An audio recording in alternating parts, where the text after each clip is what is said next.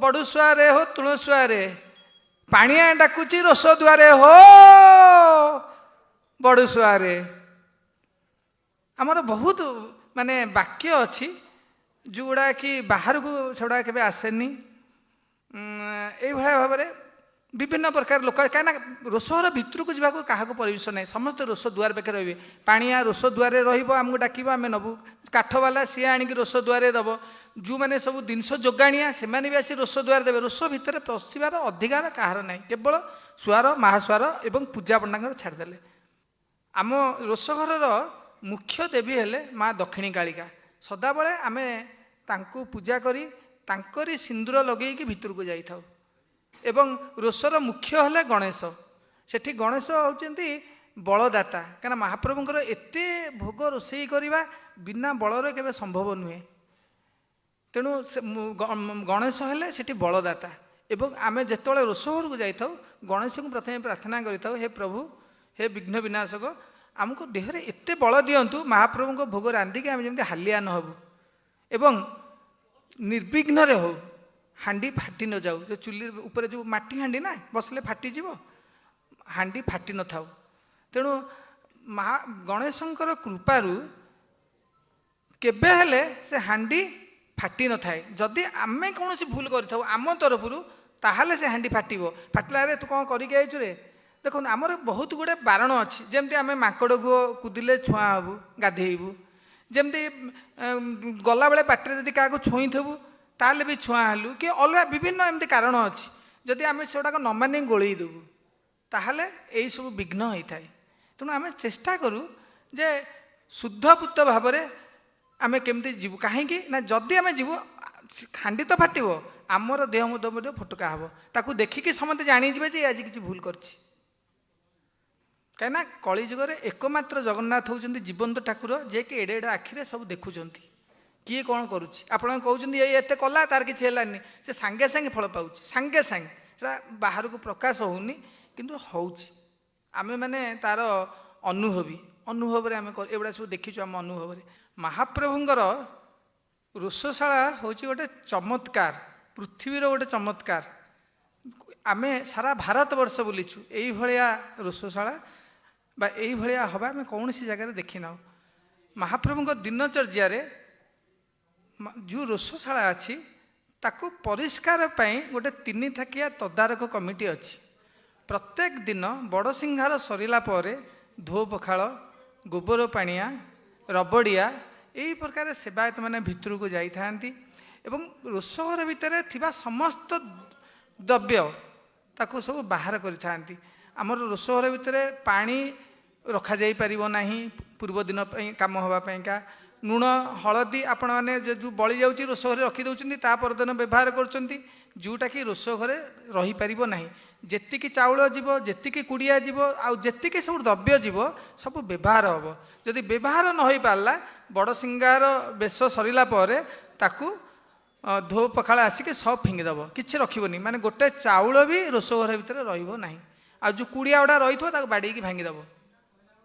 रोषघर भितर परिष्कार प्रति एत ध्यान दी जाइए कौन से माने रही जिन व्यवहार हो पार ना सब संकुड़ी होगा आम भाषा से संकुड़ी होगा माने चुली रे जोड़ा बसो से संकुड़ी आम मैंने भी जितेबाला महाप्रभु भोग प्रस्तुति करें बारंबार हाथ धोई था कहीं ना आम से जिनसा चुली रे बसची जितेबाला आम धोइलु आम हाथ संकुड़ी होगा आम आउ गोटे द्रव्य धोइलु माने सेटा नष्ट हो तेणु आम जिते थर चुली रे हाथ मारी था भोग हाथ मारी था से थर हाथ धोई था यहाँ हूँ देखो हजार हजार वर्ष तलू कौ भाया भाव में सुरक्षा माने एते गुरुत्व दि जाइए सफा सुतरा उपरे तापरे महाप्रभुंकर से माने सब बाहर कर सारा परिष्कार करके सब रोष धुआ जाए गोबर पाणिया सेवक प्रत्येक चुली रे गोबर माटी लेसी थाए यहाँ दैनिक दिन कार्य गोबर माटी लेसी थाए नेसिला मु तदारक कमिटी एत ऊपर को जाऊनी कौन हो कौन कहीं आम समय ना खाली ठिका ठिका कही जाऊँ सी सफा कर सारापर सी राति सफा करने आरंभ करता है सकाळ हो जाए जो महाप्रभुंर मंगल आलती अवकाश सरी जाए महाप्रभु बेश को जितेबाला हमें बेश हाँ जाती सकाळ धूप निमंते से पूजा पंडा सामंत को खबर दि जाए ଯେ ଆପଣ ରୋଷ ଆଡ଼ିକି ଆସନ୍ତୁ, ରୋଷ ସଫା ହେଇଗଲାଣି, ବର୍ତ୍ତମାନ ହୋମ କାର୍ଯ୍ୟ ଆରମ୍ଭ ହେବ। ପୂଜା ପଣ୍ଡା ଆସିଲା ପରେ ରୋଷ ପାଇକ ବୋଲି ଗୋଟେ ସେବାୟତ ଅଛି, ସିଏ କୋଠଭୋଗର ନିର୍ଦ୍ଦିଷ୍ଟ ଜାଗାରେ ରୋଷ ହୋମ ମାନେ ପ୍ରସ୍ତୁତ କରିଥାନ୍ତି, କାଠ ଏକା ସବୁ କରିଥାନ୍ତି। ଶ୍ରୀମନ୍ଦିରରୁ ଯୋଗେଇ ଦିଆଯାଇଥିବା ହୋମ ପାଇଁକା ଚାଉଳ, ଘିଅ, ନଡ଼ିଆ, କାଠ ସେ ସବୁ ତାକୁ ଗୋଟେ ନିର୍ଦ୍ଦିଷ୍ଟ ଜାଗାରେ ତାକୁ ପ୍ରସ୍ତୁତ କରିଥାନ୍ତି। ଏବଂ ସେ ନିଆଁ ପୂର୍ବରୁ ସୂର୍ଯ୍ୟଙ୍କର ଅଗ୍ନିରେ ଆସିକିରି ଚୁଲି ଲାଗୁଥିଲା, ବର୍ତ୍ତମାନ ସେଇ ଯେଉଁ ଚୁଲିରେ ଯେଉଁ ନିଆଁ ଅଛି ପୂର୍ବ ଦିନର, ସେଇ ନିଆଁରୁ ନିଆଁ ଆଣିକିରି ହିଁ ରୋଷ ହୋମ ପ୍ରସ୍ତୁତ କରୁଛନ୍ତି ବର୍ତ୍ତମାନ। ଏବଂ ରୋଷ ହୋମ ସରିଲା ପରେ ସେଇ ବିରି ବଟା ବିରି ବାଟିବ, ଚାଉଳ ଯିଏ ବିରି କୁଟା ମାନେ ରବଡ଼ିଆ ସେ ବିରି ସମର୍ଥା ସେବକ ସେ ଚୁନା କୁଟିବ ଢିଙ୍କିରେ, ଆମର ଢିଙ୍କିରେ ଆଜି ବି ଚୁନା କୁଟା ହେଉଛି। କୋଠଭୋଗ ପାଣିଆ କୁଅଁରୁ ପାଣି କାଢ଼ିବ, ଚାଉଳ ଧୁଆ ସେବକ ସେମାନେ ସବୁ ଚାଉଳ ଧୋଇବେ। ସବୁ କାର୍ଯ୍ୟ ହୋମ ହେବା ପରେ ଏଇଟା ଆରମ୍ଭ ହୋଇଥାଏ। ଆପଣ ଚିନ୍ତା କରନ୍ତୁ, ପ୍ରତ୍ୟେକ ଦିନ ହୋମ ହେଲା ବେଳକୁ 8ଟାରୁ 8:30 ସମୟ, ସେତିକବେଳେ ହୋମ ଆରମ୍ଭ, ମାନେ ହୋମ ଆରମ୍ଭ ହେଲେ ସବୁ ଚୁଲି ଲାଗିବ, ସବୁ ଧୁଆ ଧୋଇ ସବୁ ବ୍ୟବସ୍ଥା ହେବ। ଯେତେବେଳେ ମହାପ୍ରଭୁଙ୍କର ଗୋପାଳ ବଲ୍ଲଭ ଭୋଗ ସରିଯିବ, ସେତେବେଳେ ପାଣି ପଡ଼ିକିରି ଭୋଗ ଡାକି ଆସିବ, ମାନେ ସେ ସମୟଟା ହେଉଛି 9:30। ଆମକୁ କେତେ 8ଟାରୁ 9:30, ଆମକୁ 1.5 ଘଣ୍ଟା ସମୟ ମିଳେ। ସେଇ 1.5 ଘଣ୍ଟା ସମୟ ଭିତରେ ମହାପ୍ରଭୁଙ୍କର ସକାଳ ଧୂପ ନିମନ୍ତେ ପ୍ରାୟ 20 ପ୍ରକାରରୁ ଉର୍ଦ୍ଧ୍ୱ ପିଠା, ଖେଚେଡ଼ି, ଓରିଆ, ଶାଗ, ଭଜା, ଅଦା ପାଚେଡ଼ି ପ୍ରସ୍ତୁତ ହୋଇଯାଇଥାଏ। ଏବଂ ଏଇଟା ଗୋଟେ ହେଉଛି ବହୁତ ବଡ଼ ଆଶ୍ଚର୍ଯ୍ୟ। ତାର କାରଣ ମହାପ୍ରଭୁଙ୍କର ଯେଉଁ ଚୁଲା ଅଛି, ସମସ୍ତେ ଆମକୁ ପଚାରନ୍ତି ତାପରେ ଥୁଆ ହେଇକିରି ଭୋଗ ପ୍ରସ୍ତୁତ ହେଉଛି, କେମିତି ହେଉଛି, ଉପର ଆଗ ହେଉଛି, ତଳ ପଛ ହେଉଛି, ମଝି କ'ଣ ହେଉଛି, ସମସ୍ତେ ପଚାରୁଛନ୍ତି। କିନ୍ତୁ ମହାପ୍ରଭୁଙ୍କର ଯେଉଁ ଚୁଲିଟା, ସେଇଟା ହେଉଛି ଗୋଟେ ଅନ୍ନପୂର୍ଣ୍ଣା ଯନ୍ତ୍ର, ଯାହାର ପଖା ହେଉଛି ପ୍ରାୟ 6ଟା ପଖା ତାର ଅଛି। ମାନେ ଗୋଟେ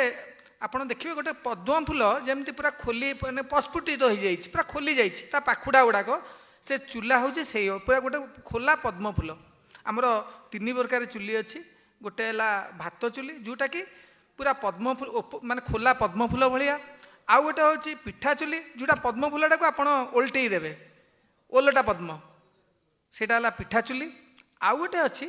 ଯଜ୍ଞ କୁଣ୍ଡ, ଯେଉଁଟାକୁ ଆମେ ଅହିଆ କହୁଛେ, ଯେଉଁଥିରେ ଡାଲି, ତରକାରୀ, ତୁଣ ଇତ୍ୟାଦି ପ୍ରସ୍ତୁତ ହୋଇଥାଏ। ଆମର ଯେଉଁ ଭାତ ଚୁଲି ଅଛି, ତା ଦେହରେ ଗୋଟେ ଚୁଲିରେ 9ଟା ହାଣ୍ଡି ବସିଥାଏ। ଯେଉଁ ହାଣ୍ଡି ବସିଥାଏ, ଗୋଟେ ଗୋଟେ ହାଣ୍ଡିରେ 1250 ଗ୍ରାମ ଲେଖେ ଚାଉଳ ପଡ଼ିଥାଏ। 1250, 9ଟା ହାଣ୍ଡି ମାନେ କେତେ ହେଲା, ସେତିକି ଗୋଟିଏ ଥରେ, ମାନେ 2 ମିନିଟ୍ ଭିତରେ ସେତକ ରନ୍ଧା ହେବ, 2 ମିନିଟ୍। ଯେଉଁଟାକି ଆମ ମନ୍ଦିରରେ ଅଛି 240ଟା ଚୁଲି। ତେଣୁ ଗୋଟେ ଥରରେ ଆମେ କେତେ କୁଇଣ୍ଟାଲ ଚାଉଳ ଆମେ ରାନ୍ଧି ଦେଇ ପାରୁଛୁ ଗୋଟେ ଭିତରେ। ଏବଂ ତା ସହିତ ଡାଲି, ତରକାରୀ ଏସବୁ ମଧ୍ୟ ଅଛି, ପିଠାପଣା ମଧ୍ୟ ଅଛି, ଯେଉଁଟାକି ପୃଥିବୀର ସବୁଠୁ ବଡ଼ ଚମତ୍କାର, ବହୁତ ବଡ଼ ଚମତ୍କାର, ଯେଉଁଟା କେବେ ସମ୍ଭବ ନୁହେଁ।